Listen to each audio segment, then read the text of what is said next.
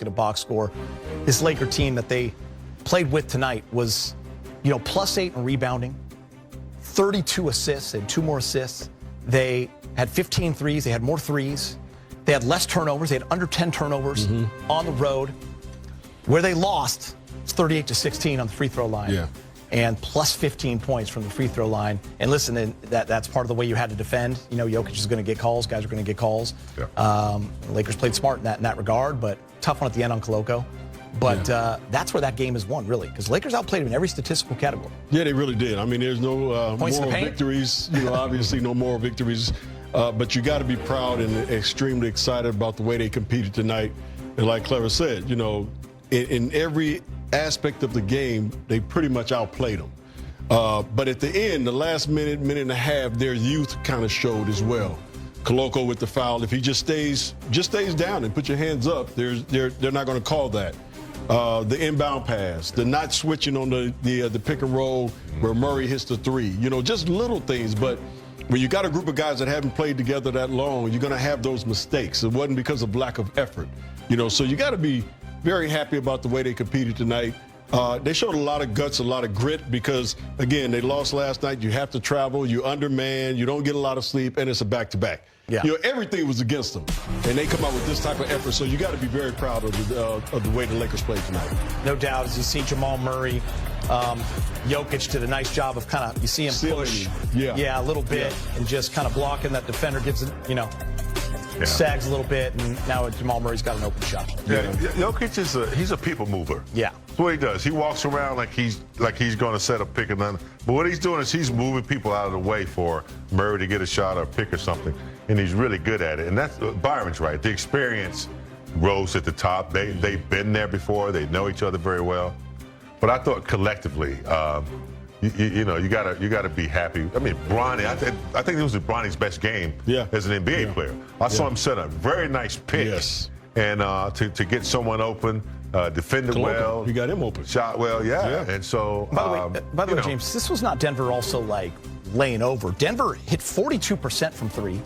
They shot 52% from the field. They shot 80% from the free throw line. This was a Laker team that was just going blow for blow. Effort. We had a good effort tonight.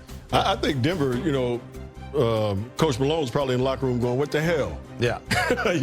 Guys, they don't have 8 of their players, 6 of their rotation players, and we gotta win the game on a Murray 3. We also got to win the game because of some mistakes they made on the offensive end. And then Shake with the cross court. You just can't throw a cross court pass from out of bounds. You can't do that, right?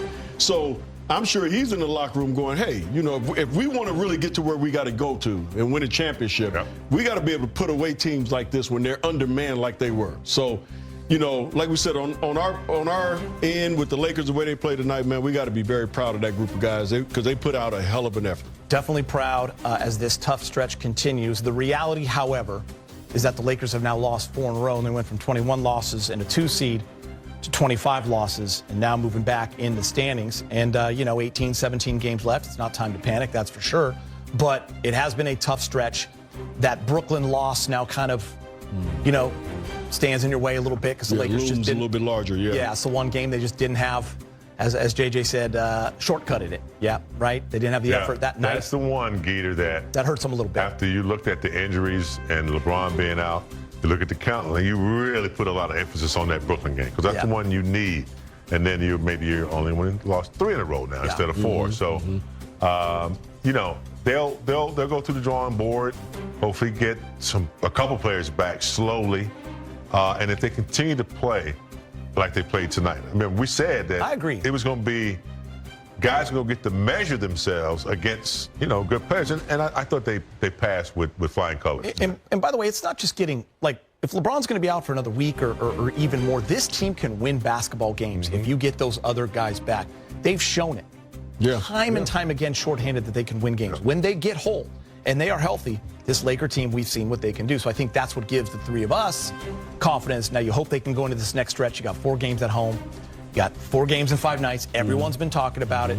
You're going to get an early start with Phoenix on Sunday, San Antonio Monday. You got Denver on Wednesday, Milwaukee on Thursday. 1 game at a time. Listen, AR tonight, I think if you're going to take some good stuff away from the last couple games, Austin Reaves, it was a short struggle, by the way, but it was a struggle a little bit, as JJ said, when he came back after the injury, shooting 26% through 3 games. That's all changed. Look at this. Most games with 30 points and 10 assists in franchise history. He does it again. And look at the legends on that list.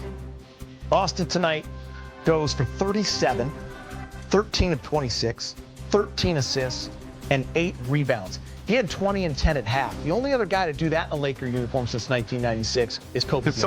Can someone tell me what the James Worthy Byron Scott combined 3 is? What does that mean? That together we combine for 3? Together you combine for 3.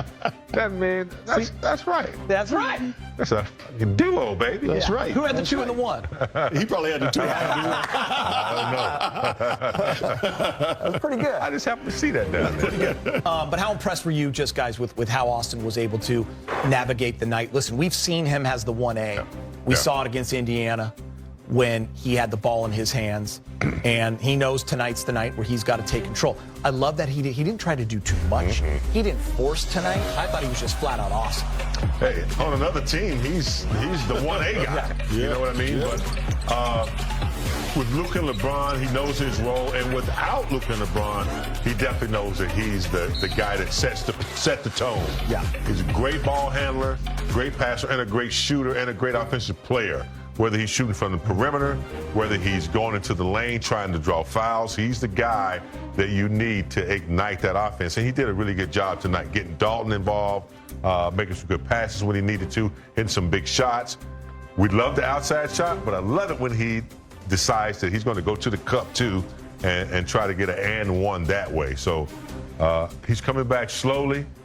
Dalton, 32 points as well. Dalton's you got crazy. 2 guys, 32 and 37 points. That's a good night. Yeah, Dalton stepped up big time. But we said before the game that Austin looked like he had that rhythm back, that step, against Milwaukee, and he just took it to a different level tonight.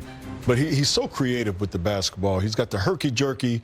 You don't think of him as being extremely athletic or quick, but he gets by everybody that guards him. That's the mistake they make. Yeah, the mistake, they think he's going to be a little slow, but he has enough in his game, in his repertoire, where he can keep you off balance. Because he shoots the ball so well. So, you got to love the way he played tonight. He controlled the tempo of the game for the Lakes offensively. Got other guys involved. Was able to hit big shots. I think he's back on track. After that injury, 3 games, he just had to find his way. But again, I wasn't worried about Austin. He's the least of my concern when you talk about a guy figuring stuff out on the basketball court. He's got a very, very, very high basketball IQ. And by the way, in the 2 games that LeBron and Luka did not play, he's averaging 41. Now, I don't want to see it that often, but just know that if they're not going to play, you got a guy that's going to give you. He could definitely take the load. That's for sure. Yeah, and it was Dalton was awesome, as you said, 13 of 27, 5 of 13 from 3 with 32. Let's hear from JJ Redick. He's speaking with Mike Trudell in the media.